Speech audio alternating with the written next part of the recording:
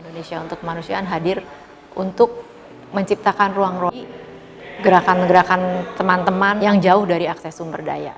Dia memposisikan dirinya berada di sisi korban pelanggaran HAM ya. Bekerja dengan korban juga membutuhkan beberapa syarat tertentu. Dia tidak boleh kaku sebagai lembaga sumber daya. Indonesia untuk Kemanusiaan harus fleksibel dalam arti dia harus mudah diakses.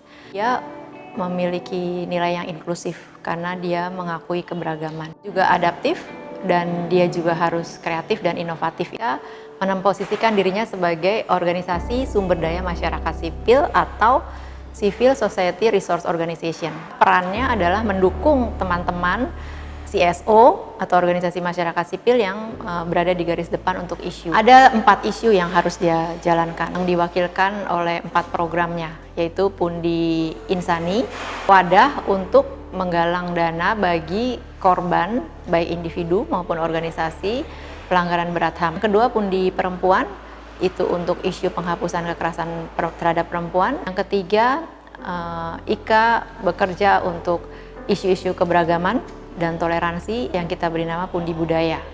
Yang keempat, IKA mengartikan kemanusiaan adalah bahwa kita harus bekerja bagi isu kebencanaan dan ketahanan pangan. Di hijau kami namakan seperti itu. Dalam kerja-kerjanya ketika IKA menyebut organisasi sumber daya, maka sumber daya yang diartikan memiliki 4, yang kita bilang catur daya ya. Yang pertama adalah dana tentu saja, yang kedua adalah jaringan, lalu yang ketiga sumber daya menurut kami adalah kerja-kerja untuk mendistribusikan pengetahuan yang kami miliki. Lalu yang keempat, sumber daya yang kami miliki adalah sumber daya kerelawanan. Kami membutuhkan sebuah kerja bersama atau kolaborasi ya dengan jaringan-jaringan lain.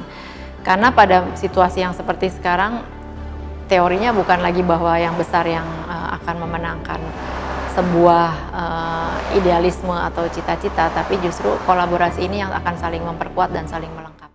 Indonesia untuk Kemanusiaan yang didirikan kira-kira 20 tahun yang lalu, JICA memberikan layanan dalam bentuk bantuan funding untuk organisasi-organisasi kelompok masyarakat sipil di berbagai daerah di Indonesia. Funding ini berasal dari yang dihimpun oleh IKA, baik dari individu maupun organisasi-organisasi, baik itu nasional maupun internasional, dan juga dari pengusaha perusahaan yang bisa diakses melalui CSR-nya untuk membiayai kegiatan-kegiatan masyarakat sipil dalam upaya pemajuan hak asasi manusia secara umum ya. Memang ada relevansi pekerjaan yang ditangani oleh LPSK dengan IKA ini juga.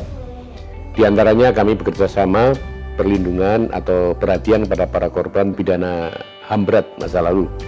Itu melalui KKPK ya. Saya ingin mengajak rekan-rekan dari IKA membentuk trust fund untuk para korban.